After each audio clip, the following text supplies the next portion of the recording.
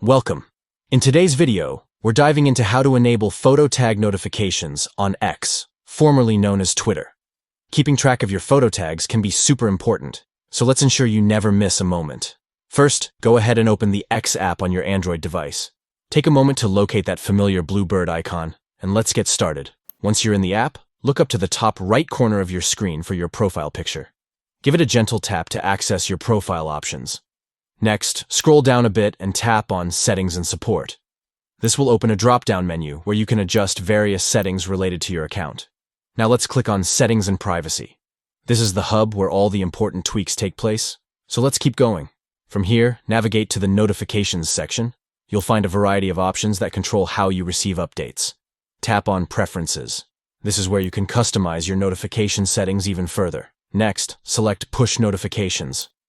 These are the instant alerts that pop up on your device, keeping you in the loop.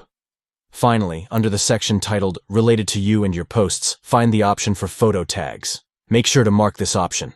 By doing so, you'll receive notifications whenever someone tags you in their photos. And there you have it. Following these simple steps will ensure you stay informed about all those photo tags. Thanks for watching, and don't forget to like and subscribe for more tips and tricks on navigating the X app.